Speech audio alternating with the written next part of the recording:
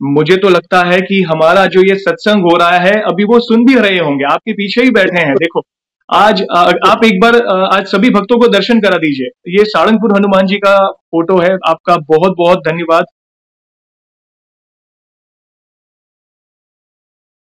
Alright, जय श्री राम दोस्तों, कैसे हो आप? हमारी चैनल में आप सभी का स्वागत है। मैं हूं आपका दोस्त जयेश वाघेला, फाउंडर ऑफ धार्मिकस्टोरी.com एंड सीक्रेट मिस्ट्रीज। दोस्तों, आप सभी का स्वागत है आज के इस वीडियो कॉल इंस्टाग्राम के लाइव सेशन में। भक्त ऑनलाइन है, उत्सुक है अपना अनुभव शेयर करने के लिए। और वीडियो में आगे बढ़ने से पहले आप सभी को बता दूं कि अगर आप भी इंस्टाग्राम वीडियो कॉल सेशन में अपना हनुमान जी से जुड़ा अनुभव मुझसे शेयर करना चाहते हैं तो इंस्टाग्राम की लिंक मैंने डिस्क्रिप्शन में दी है। आप लिंक पर क्लिक करिए, मुझे फॉलो करिए और मुझे मैसेज करिए। मैं जल्द से जल्द आप सभी को रिप्लाई करके आपके लिए इंस्टाग्राम वीडियो कॉल सेशन के लिए वक्त निकालकर शेड्यूल कर दूंगा। दूसरी बात, अगर आप अपना अनुभव मुझे ईमेल के माध्यम से शेयर करना चाहते हैं तो हमारा ईमेल आईडी है dharmicstory@gmail.com। तो चलिए आज आगे बढ़ते हैं इस लाइव सेशन में। नमस्कार भैया, जय श्री राम आपको। जय श्री राम, जय श्री राम, जय श्री राम। ऑलराइट, सबसे पहले आपको पता होगा मेरा सवाल क्या होता है। आपका पूरा नाम दर्शकों को बताइए और आप कहां से बिलोंग करते हैं वो बताइए। मेरा पूरा नाम विष्णु पटेल है। अहमदाबाद सिटी के पास वीरम गांव है, वहां पर मेरा निवास है। क्या बात है, आपका बहुत बहुत स्वागत है आज के इस वीडियो कॉल सेशन में। आपका बहुत बहुत धन्यवाद जो आपने इनिशिएटिव लिया, अपना समय निकाला दर्शकों के लिए अपना अनुभव शेयर करने के लिए। Thank you very much once again. और मेरा सवाल दूसरा यही होता है कि आप ये बताइए कि सबसे पहले हनुमान जी की शरण में आप कब गए थे, यानी हनुमान जी की भक्ति आपने कब शुरू की थी? हनुमान जी की भक्ति की प्रेरणा मुझे मेरे दादाजी से मिली। मेरे दादाजी हनुमान जी के भक्त हुआ करते थे। अभी तो वो चल बसे, लेकिन उन्होंने जो भक्ति की उनसे ही मेरी प्रेरणा मिली। इसलिए मैं ये बात हर एक को कहना चाहता हूँ कि अगर हमारे घरों में भक्ति का वातावरण रहेगा तो ही हमारी अगली पीढ़ी भक्ति में जुड़ पाएगी। इसलिए नित्य क्रम से किसी भी भगवान की आप पूजा आराधना करते हो, लेकिन नित्य किया कीजिए तो उनसे अपने आगे वाली पीढ़ी पर उसका पॉजिटिव असर पड़ेगा, वो भी उनका महत्व जानेगी और करेगी। बहुत अच्छा लगा जानकर कि आपको हनुमान जी की भक्ति आपके दादाजी से मिली। और ये आपने सच कहा कि घर में अगर पूजा पाठ का वातावरण होता है, पवित्र वातावरण होता है, तो हमारी जो संतान होती है, मतलब आपके घर में जो भी मतलब सदस्य होते हैं उन पर वो प्रभाव पड़ता है। जैसे जैसे आपको भक्ति दादाजी से मिली, क्या पता आपके द्वारा भी आपकी संतानों को आपकी भक्ति मिल रही है। तो ये एक पूरी चेन होती है। तो डेफिनेटली हर घर में नित्य पूजा पाठ होनी बहुत जरूरी है। बहुत अच्छा लगा जानकर। और मेरा अगला सवाल यह है कि देखो, हनुमान जी की भक्ति तो आपको मिली और नित्य आप उनकी पूजा पाठ भी करते होंगे। तो आपके जीवन में ऐसा कोई अनुभव हुआ है जिसमें हनुमान जी की कृपा आप पर हुई है या हनुमान जी का चमत्कार आपने महसूस किया है? बता दीजिए सारे दर्शकों को।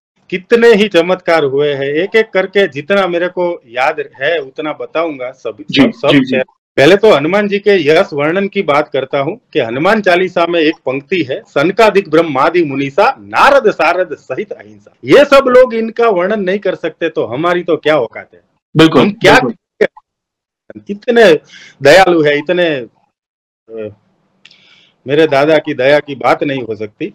ये मैं जब से छोटा था तब से मेरे दादाजी से सीखा मैंने भक्ति का, तो मैं हनुमान जी की भक्ति में लगा। लेकिन मेरी उम्र जैसे बढ़ी, मैं आगे आगे बढ़ा तो थोड़ी थोड़ी मैं ये भक्ति से थोड़ा अलोन हो गया, थोड़ा मिसगाइड हो गया। लेकिन मेरे जीवन में एक ऐसा बनाव हुआ जहां से दोबारा मेरे हनुमान जी ने मेरे को पुकारा, अब आजा मेरी शरण में, मैं तुझे जीवन भर रखूंगा। और उसके बाद मैं तभी से आज 9 साल हो गए, एक दिन भी ऐसा नहीं गया कि मैं मेरे के बिना भोजन भी करूं। कुछ भी हो जाए, कहीं पर भी रहूं, लेकिन मेरे हनुमान जी की पूजा किए बिना मैं भोजन ग्रहण नहीं करता। और बहुत अच्छा लगा जानकर कि आपको मैं इंटरप्ट करता हूं, सॉरी। बहुत अच्छा लगा कि आप हनुमान जी की शरण में गए, मगर बीच में आप भटक गए थे। मगर हमारे प्रभु इतने दयालु हैं कि भक्त चाहे भूल जाए मगर भगवान अपने भक्त को कभी नहीं भूलते। उनको पता है कि हमारे भक्त को कैसे लाइन पर लाना है, और आपको वही पथ पर उन्होंने वापस लाया और आप वापस उनकी शरण में गए और पूजा पाठ भक्ति फिर से शुरू कर दी। अच्छा लगा। आगे बताइए और क्या हुआ? मैंने जब मेरे साथ हादसा हुआ तो फिर मैं शरण में गया, मुझे शरण दी दादा ने, तो मैंने भक्ति चालू की नित्य क्रम से नियम बना के। मैंने कोई शास्त्र अपनी तरह से पढ़ा है, लेकिन कोई गुरु या कोई संत नहीं मिले जो हमें ज्ञान दे सके। जो भी मिला वो मैंने खुद से, और दादा ने जो प्रेरणा दी उसी तरीके से मैंने पूजा पाठ किया। तो उसमें हुआ ये, मैं तो बस नियम बना लिया था कि पूजा करनी है तो करनी है। तो 2 साल हो गए कि हमारे पास में किसी बहन को कुछ भूत प्रेत वगैरह का साया। तो मेरे को तो मालूम नहीं था, लेकिन सब जा रहे थे तो मेरी वाइफ बोली चलो आप भी साथ में चलो, उनका पर अंतर पूछ के आते हैं। तो मैंने बोला तुम आप जाओ, मैं पूजा पाठ करके आता हूँ। तो मैं पूजा करके वहां गया तो सब बैठे थे, तो 30 सेकंड हुआ होगा, 30 सेकंड। वो जो बहन पर भूत प्रेत का साया था, तब तक तो मैं मानता ही नहीं था कि ऐसा कुछ होता है नहीं होता है। मैंने देखा तो वो बहन का हाव भाव ऐसे चेंज हुआ जैसे स्वयं कोई शक्ति उन्हें प्रेरित कर रही हो। मैंने देखा, वो सबने देखा, तो वो सब समझ गए कि कुछ गड़बड़ है। तब तक उन लोगों को भी नहीं पता था कि इसको कुछ भूत प्रेत का साया। वो सब मेडिकल चेकअप कर रहे हैं, सब कुछ नॉर्मल था। तो फिर वो अचानक खड़ी हो गई और बोलने लगी कि भाई ये भाई को यहाँ से निकाल दो, वरना मैं घुटन के मारे मर जाऊंगी। क्या मेरे बात? को घुटन, तो मैं तो सोचने लगा, कुछ मैं किया नहीं, सिर्फ बैठा हूँ। मैं तो निकल गया, लेकिन बाद में पता चला कि ये साया उस पे भूत प्रेत का, उसकी वजह से। फिर मैंने कोई संत लोग होते हैं ना, उनको पूछा कि ऐसा कैसे हो सकता है कि आप अगर नित्य पूजा पाठ करते हो तो आपके इर्द गिर्द एक ऑरा जनरेट हो। ऑरा, इसको क्या बोलते हैं मालूम नहीं, लेकिन वो मेरे को ऑरा बोला, और वर्ड का यूज किया था। अपने बॉडी के अराउंड होता है वो, जी। तो वो इतना स्ट्रॉन्ग हो जाता है कि कोई भी नेगेटिव एनर्जी ऐसी होती है वो आपके पास ठहर नहीं सकती। आपके अंदर आने की तो बात अलग है, आपके पास ठहर भी नहीं सकती। इसीलिए हनुमान चालीसा की पंक्ति है, भूत पिशाच निकट नहीं आवे, महा जब नाम। ये पंक्ति, ये हनुमान चालीसा की हर एक पंक्ति मैंने फील की है, अनुभव की है, और कोई भी कर सकता है। लेकिन उसके लिए सिर्फ 2 ही शर्त है, जपत निरंतर हनुमंत वीरा। और दूसरी शर्त ये है, मन कर्म वचन ध्यान जो लावे। ये 2 चीज कोई भी कर ले हनुमान जी के पास, तो वो सब, हनुमान चालीसा की 40 लाइन है, उसमें जितना बोला है वो सब सिद्ध हो सकता है और सब वो प्राप्त भी कर सकता है। ये मैंने बिल्कुल आपने बिल्कुल सही कहा। सॉरी इंटरप्ट करता हूं आपको यहाँ पे। आपने एक बात कही है जो ऑरा की। होता क्या है कि जब एक भक्त सच्चे दिल से प्रभु की भक्ति करता है, ठीक है, उनका नित्य पूजा पाठ करता है, उनका स्मरण करता रहता है, राम नाम का स्मरण करता है, तो प्रभु आपको एक ऐसा कवच दे देते हैं, एक ऐसा रक्षा कवच। आप इंग्लिश में उन्होंने ऑरा कहा। एक ऐसा कवच होता है जिससे दुनिया की कोई भी नकारात्मक ऊर्जा आपका बाल भी बाका नहीं कर सकती। आप जैसे आपके साथ क्या हुआ, जैसे दर्शकों को मैं वापस ये चीज को बताना चाहूंगा कि इनके पड़ोस में एक महिला थी जिनके अंदर कुछ था नेगेटिव वाइब्स, और ये भक्त अपनी मतलब पत्नी के साथ वहां गए थे, और जैसे ही इन्होंने एंट्री की वहां पे, तो जो महिला के अंदर नेगेटिव ऊर्जा थी वो बहुत ही अनकंफर्टेबल हो गई। बोला कि ये इंसान को यहां से लेकर जाओ। उसका कारण यह है कि ये अपनी नित्य पूजा करते हैं, ये प्रभाव होता है आपके अंदर, इतनी सकारात्मक ऊर्जा होती है। भगवान एक ऐसा रक्षा कवच बना देते हैं कि कोई भी नकारात्मक शक्ति आपके पास भी फटक नहीं सकती। समझ रहे हो? वो ऑटोमेटिक आपसे दूर हो जाती है। और ये बहुत बड़ा उदाहरण है, ये होती है हनुमान जी की भक्ति की शक्ति। आपकी इस बात से आज कई लोग प्रेरित हो सकते हैं। जो लोग बोलते हैं कि मुझे नेगेटिव एनर्जी से डर लगता है, मुझे रात होने से डर लगता है, मुझे अंधेरे से डर लगता है, ये एक उदाहरण है कि भाई आप हनुमान जी की शरण में हो, आप हनुमान चालीसा का पाठ करो, नित्य पूजा पाठ करो, आपको दुनिया का कोई डर नहीं सताएगा, कोई नकारात्मक ऊर्जा आपका बाल भी बाका नहीं कर सकती। क्योंकि एक एक प्रोटेक्शन मिल जाती है प्रभु से, एक रक्षा कवच मिल जाता है आपको। बहुत अच्छा लगा जानकर, आगे बताइए। और मेरा जीवन का ये भक्ति मैंने ज्यादा हनुमान जी के शरण में गया, तभी मेरा एक काम बहुत सालों से अटका हुआ था, तो वो काम हो गया। तो फिर मैं 2 दिन पूजा पर नहीं गया कि तो अब काम हो गया है, तो दादा का आशीर्वाद मिल गया है, तो मेरे को बेचैनी होने लगी कि भाई अंदर से आवाज आई, चल इतना स्वार्थी हो गया, तेरा काम हो गया तो आपने भक्ति छोड़ दी बस। तो 2 दिन में तो मैं पागल हो गया। तो फिर मैंने चालू किया कि अभी मैं पूरी लाइफ करूंगा, जब तक मेरी सांस चलेगी तब तक मैं हनुमान जी की नित्य पूजा करता रहूंगा। और उसका प्रभाव ये पड़ा कि ये जो भक्ति होती है ना, वो मैग्नेटिक होती है, और ये जो है वो ज्वालामुखी आता है, ज्वालामुखी उसकी तरह होती है, वो कभी कैद नहीं रह सकती। जितनी करोगे उतनी बढ़ेगी और वो फैलेगी। मैं किसी को बोलता नहीं था, मैं बस नित्य अपनी पूजा पाठ करता रहता था मंदिर जाकर। तो मेरे एक दोस्त को पता चला, तो वो बोले तू इतनी अच्छी भक्ति करता है, मैंने मंदिर में देखा था तू 1 घंटा बैठता है। वो तो मैं हर रोज बैठता हूँ।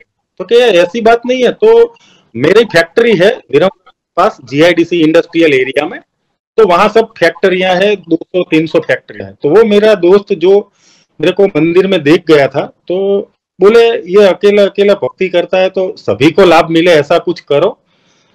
तो नियम बनाया कि भाई हम हर शनिवार को 3 से 4 हनुमान चालीसा करेंगे और राम धुन करेंगे, 1 घंटे का सेशन रहेगा। तो सबसे पहली मेरी फैक्ट्री पे हमने हनुमान चालीसा के पाठ और राम धुन आरंभ किया। जब पहला हनुमान चालीसा का पाठ आरंभ किया तो कई लोग मिले, खुश हो गए कि भाई बहुत बढ़िया काम चालू किया। और 1-2 लोग ही मिले, लेकिन मिले कि ये बिजनेस के सेंटर है, यहाँ ये सब कहाँ करते हो आप, घर पे करो ना भाई। हमने बोला भाई दादा ने जो करवाना है वो तो वो करवा के रहेंगे, हमें संकेत दिया है तो हम करेंगे चाहे कुछ भी हो जाए। तो हमने चालू किया नॉन स्टॉप 100 शनिवार खत्म हुए। तो सब लोग इतने खुश हो गए कि भाई हम उसका उत्सव मनाएंगे। तो हमने मनाया। दूसरे 2 साल गए 200, तो फिर हमने 200 का भी उत्सव मनाया। उस बीच कोरोना का ये तांडव आ गया था। तो ये कोरोना का जो भी हुआ, उससे पहले मेरे मन में एक संकल्प हुआ कि हमारा जो विरमगांव विस्तार है उसके लिए, क्योंकि हमारी 2 माता होती है, एक माता हमें जन्म देने वाली और दूसरी हमारी जन्मभूमि। बिल्कुल, हमारी जन्मभूमि है, उसके लिए कुछ करे। तो मैं सो रहा था, तो सोते सोते जग गया कि क्या कर सकता हूं मैं इसके लिए। तो दादा को प्रार्थना की, हे दादा कुछ अच्छा सुझाव दीजिए आप कि हम कुछ कर सके, इसके ऋण से मुक्त हो सके। तो मेरे को सुझाव आया कि 1,25,000 हनुमान चालीसा किया है हमारी धरा पर। क्या बात है। ऐसा तो मैंने तो थोड़े दिन बाद मेरे दोस्तों के साथ प्रस्ताव रखा कि हमें ये काम करना है, 1,25,000 हनुमान चालीसा।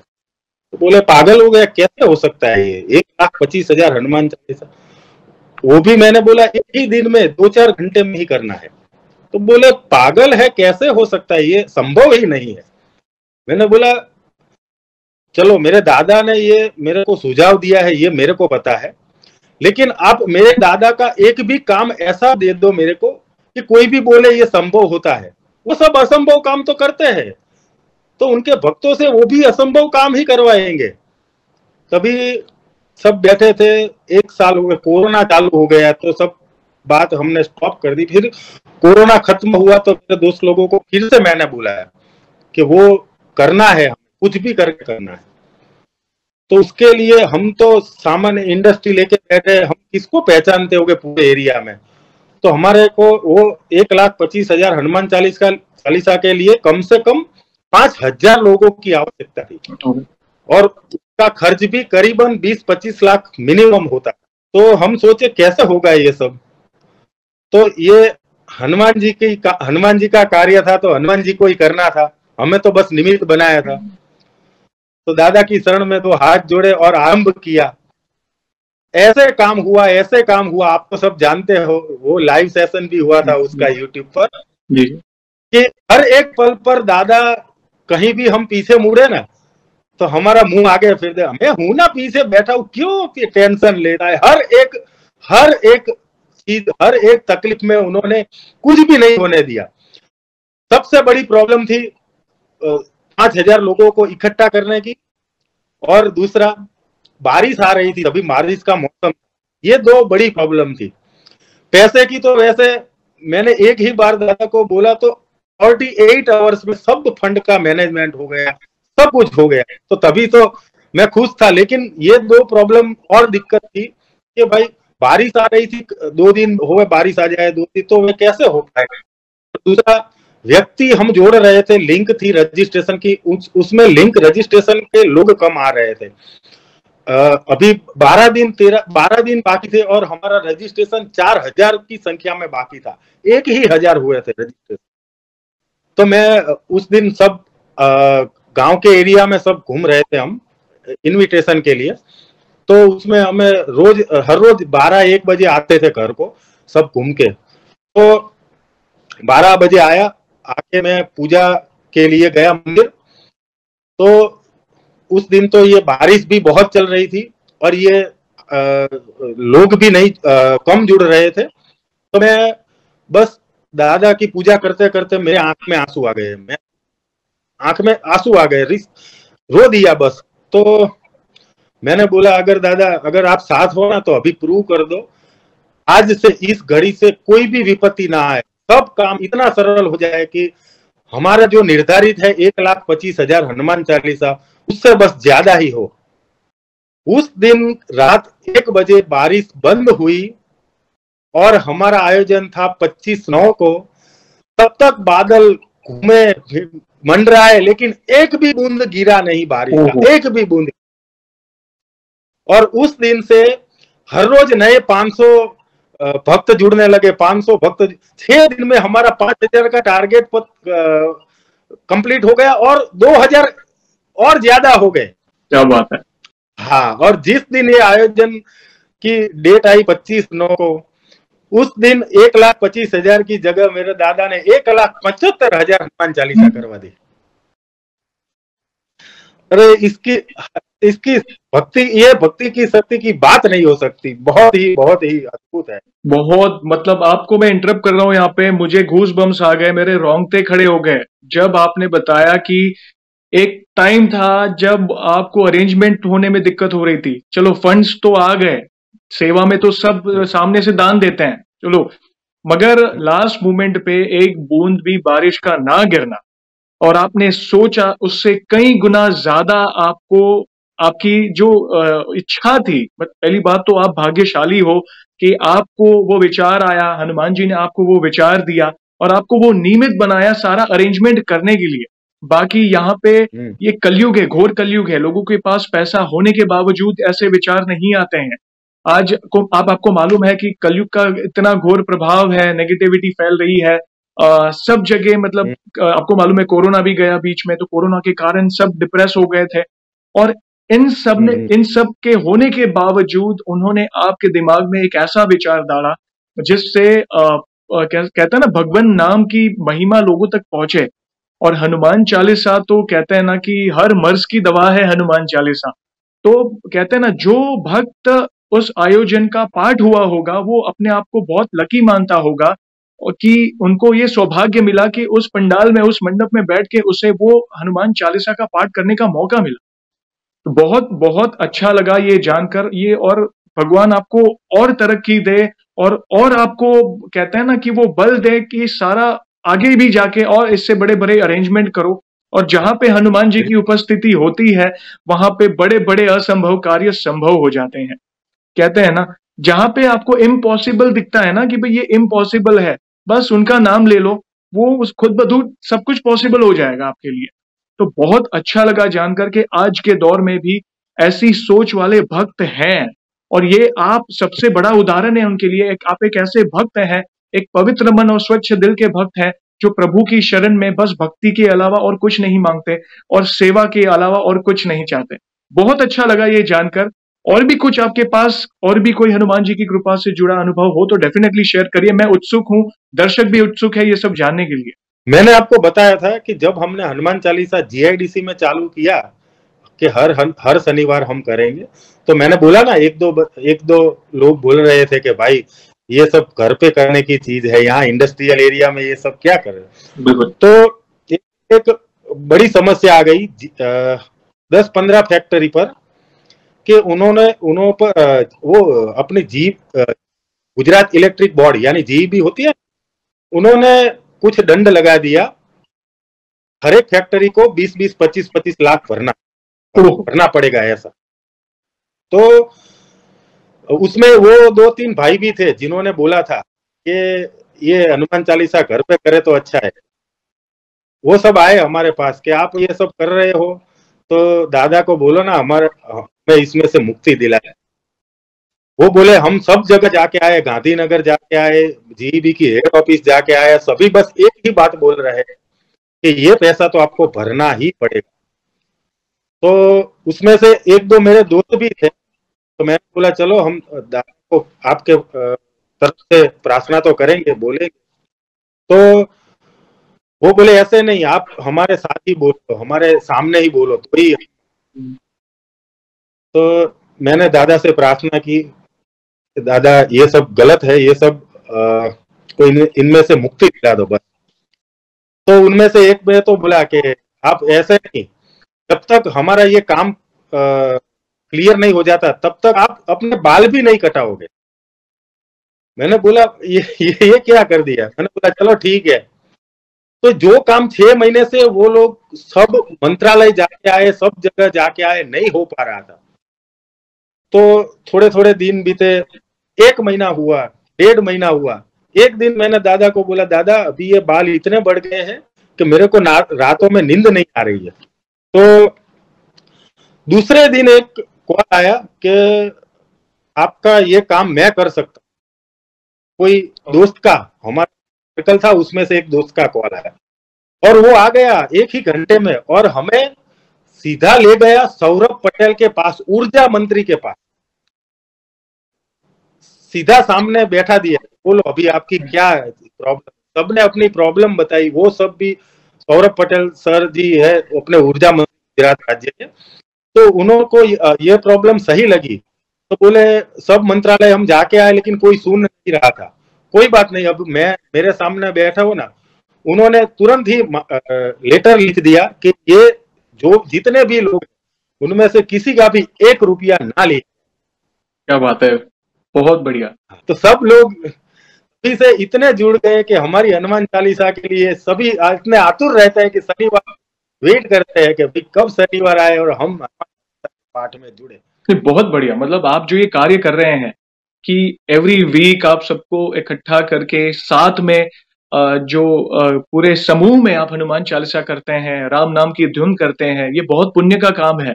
आज कैसे कहते हैं ना कि बड़े बड़े बंद रास्ते खुल जाते हैं, इससे लोगों के नसीब खुल जाते हैं। और जिन्होंने आपको कहा था कि भाई ये घर पे करने की चीज है, उनको तो आपको मालूम है कि भाई पर्चा मिल गया कि भाई वो विघ्न बन रहे थे ये चीज में, मगर उनको भी सद्बुद्धि थी, प्रभु ने उनको भी सद्बुद्धि दी। कहते हैं ना कि उसकी लाठी में कहते हैं ना आवाज नहीं होती, तो ये वैसा ही उनको सबक था, उनको शिक्षा मिली इससे और उन्होंने अपने आप को उनके शरण में लाया और उनको वो चीज का ज्ञात हुआ कि नहीं, मेरे से गलती हो गई थी, अब आप ही करिए कि प्रभु से विनती करिए कि हमें इस मुसीबत से बाहर निकालें।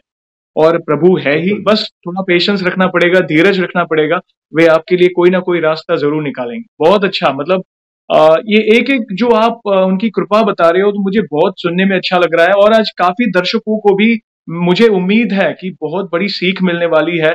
आज सारे दर्शकों को यही विनती है कि इनके जीवन में इन्होंने जो भी अपनाया है, जो भी सेवा का कार्य कर रहे हैं, आप लोग भी जीवन में कभी भी समय मिले तो आप जरूर प्रभु भक्ति के मार्ग पर जाइए, उनके नाम का स्मरण कीजिए, दान धर्म करिए, सेवा करिए। प्रभु ये सबसे बहुत प्रसन्न होते हैं। बहुत अच्छा लगा जानकर। और सारे दर्शकों को ये भी बता दूं कि आज हम विष्णु पटेल जी से जो बात कर रहे हैं, इनका मैंने बहुत पहले, तकरीबन 1.5-2 साल पहले एक अनुभव शेयर किया था। सालासर बालाजी महाराज का उन्होंने अपना खुद का अनुभव शेयर किया था मुझसे, जो मैंने अपने वॉइस ओवर में अपलोड किया है चैनल पे। तो आप डेफिनेटली हमारे चैनल में जाके वो अनुभव भी बिल्कुल देखिएगा, क्योंकि वो अनुभव भी बहुत ही चमत्कारी है, अद्भुत अनुभव था उनका। मेरे तो रोंगटे खड़े हो गए थे, कुछ किस्से उन्होंने ऐसे शेयर किए थे, बहुत अच्छा लगा था मुझे। तो आप जरूर उस अनुभव को भी देखिएगा। और विष्णु जी, आगे बढ़ने से पहले एक सवाल आपसे। जैसे आप हमसे जुड़े हो, काफी समय से वीडियोस देखते हो, और इनफैक्ट आपका एक अनुभव भी हमने पहले शेयर किया हुआ है। तो सीक्रेट मिस्ट्रीज में जो हनुमान जी के और हमारे सनातन धर्म से जुड़ी जो भी वीडियोस आती है, मोटिवेशनल आती है, चमत्कार से जुड़ी आती है, उससे आप पर क्या प्रभाव हुआ है? आपके जीवन में क्या बदलाव आया है? मैंने आपको बताया था ना कि मेरा कार्य संपन्न हो गया, फिर मैं 1-2 दिन पूजा नहीं किया तो मुझे बेचैनी लगी कि भाई जी। तो उसके बाद मैं आपका वीडियो देखता था, लोगों के अनुभव देखता था, तो मेरे को श्रद्धा और बढ़ गई कि अभी ये बस मेरा निर्णय सही है कि ये काम नहीं छोड़ना है। आपके सब वीडियो मैं मोस्टली देखता हूँ और खुश हो जाता हूँ कि भाई हमारे प्रभु की कृपा सब पर बनी है और सब इस भक्ति मार्ग में जुड़ रहे हैं और इसका लाभ ले रहे हैं। और वीडियो को आगे एंड करने के पहले विष्णु जी, हनुमान जी के लिए एक लाइन में आप क्या कहना चाहेंगे? एक लाइन में। वही लाइन कहूंगा, सनकादिक ब्रह्मादि मुनीसा नारद सारद सहित अहिंसा यम कुबेर दिक्पाल कहाँ थे, कवि कह सके कहाँ थे। वो नहीं कर सकते तो हम उनका वर्णन कर ही नहीं सकते। लेकिन इतना जरूर कहूंगा, मैंने जो भी बताया ना अपने वीडियो में, उसमें जो कोई भी ये कार्य करेगा ना, उसको ये अनुभव जरूर हो जाएंगे कि हनुमान जी हमारे पास बैठे हैं। बस वो साक्षात है, आज सशरीर इस पृथ्वी और पूरे ब्रह्मांड में विचरण कर रहे हैं। मुझे तो लगता है कि हमारा जो ये सत्संग हो रहा है, अभी वो सुन भी रहे होंगे, आपके पीछे ही बैठे हैं। देखो, आज आप एक बार आज सभी भक्तों को दर्शन करा दीजिए। ये सारंगपुर हनुमान जी का फोटो है। आपका बहुत बहुत धन्यवाद। बहुत सुंदर चित्र है हनुमान जी का, और ये बहुत ही प्रभावी मूर्ति है। मैं कई बार यहाँ पे दर्शन करने गया हूँ। जय श्री राम। बहुत अच्छा लगा जानकर विष्णु जी। और विष्णु जी, आपका बहुत बहुत धन्यवाद इस लाइव सेशन में जुड़ने के लिए वीडियो कॉल पे। और आपको तो पता ही है, वीडियो कॉल को, इस अनुभव को आप अपने सारा कुछ बताते। इसको एंड करने के पहले हम हनुमान जी के नाम का जयकारा लगाएंगे और श्री राम के नाम का जयकारा लगाएंगे, और फिर इस वीडियो को एंड करेंगे। ठीक है? तो बोलिए सियावर रामचंद्र की जय, पवन सुत हनुमान की जय। आपका बहुत बहुत धन्यवाद इस वीडियो कॉल में जुड़ने के लिए। जय श्री राम। जय श्री राम।